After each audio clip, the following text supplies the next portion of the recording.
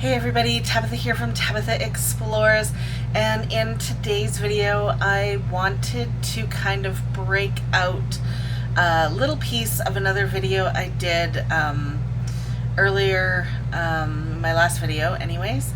I've already done a full video of the Reynolds-Alberta Museum, well, two of them actually, one of the regular museum areas, and then the second one with a warehouse tour. But I really wanted to break out a small portion of the warehouse tour for maybe those of you that want to see it, or people that maybe don't want to watch the full warehouse tour or anything else about it, but are just interested in the 1913 Chevrolet Classic 6 that they have at the museum. So it's a really special vehicle, especially to those at the museum that really care about all of the vehicles at the museum, but this one in particular has a really special Alberta and Canada story of how it ended up at the museum. So this is the story as told by the museum tour host of the oldest known still in existence Chevrolet. I hope you enjoyed this video. Thank you so much for watching. Don't forget to like, share, subscribe, and if this is your first time here, definitely go and check out my channel for some other really fun videos. There's lots of museums, parks, that sort of thing, so come check me out.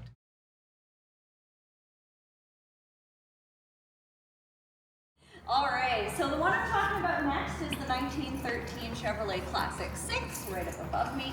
I know that it is in a difficult spot, so I do have a picture of it here on my iPad. So I'll walk around. This is what it actually looks like. So as you can see, it's in very rough condition. Lots of parts missing from it.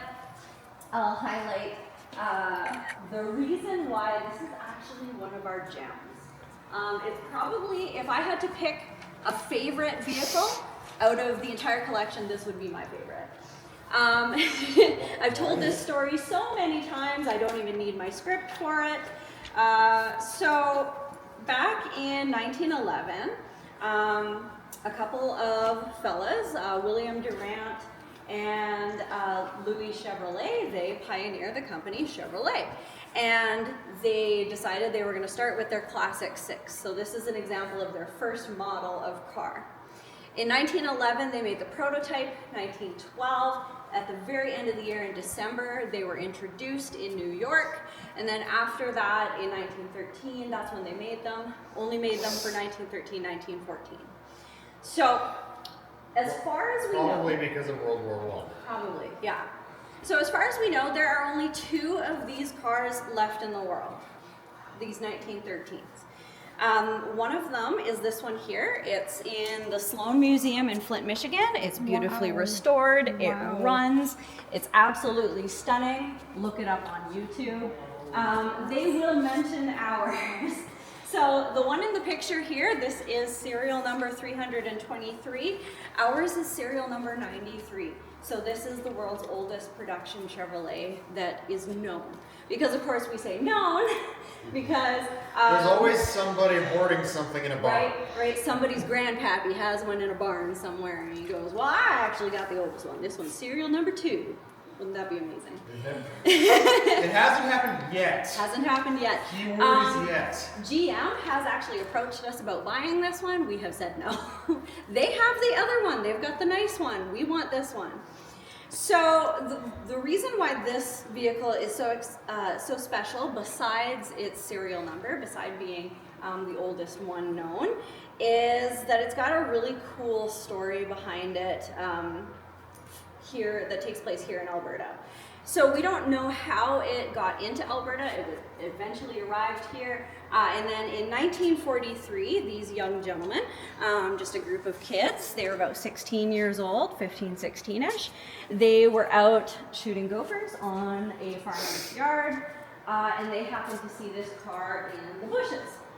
So the 2 main boys are Sid and Bob. Sid was actually looking for a car of his own. You know, he's a teenager, he wants to drive around. And he wanted a Model T, but even at that point in time, Model Ts were just a little bit too expensive for a kid anyway.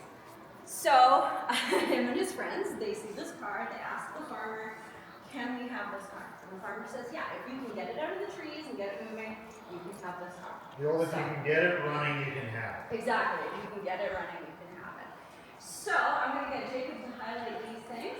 So let's look at the rope and the rags on the wheels. So that's the first thing those boys did. They put ropes and rags on the wheels in order to give it some traction. They were missing the distributor. They did find it in Athabasca eventually, but it was still missing its distributor shaft, so they used a knitting needle. They got the oil pan back from the farmer who was using it as a trough for his chickens.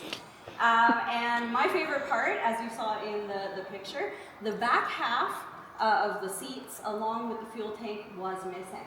So what did they do? They just strapped a jerry can to it and stuck the lead right in. So rumor has it that this car actually left flames in its wake, which is hilarious to me because it was roaring around early 1940s Sherwood Park, which is the fancy area of Edmonton. Oh, that's so it's hilarious to me. These boys loved their car. However, their parents did not love their car.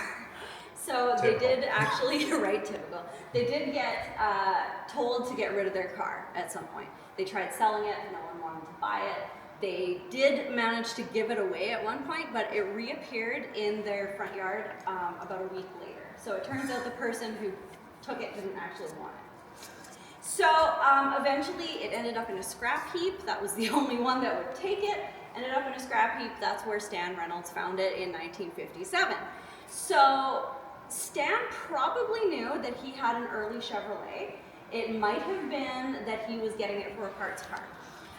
Its true significance in terms of history and its rarity was not really known until the government curators got looking at it, and that was when they discovered that no, this is a very, very early Chevrolet, and we need to hold on to this.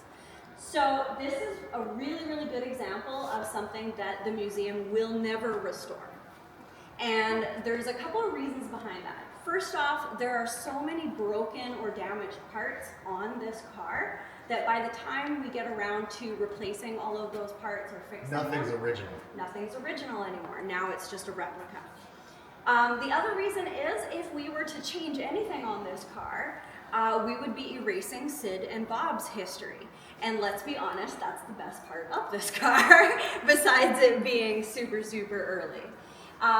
We like to deal in stories at the museum as much as we like to, or actually probably even more than we like to deal in actual objects. So it's like if you know the significance behind something, it creates a certain reverence and nostalgia.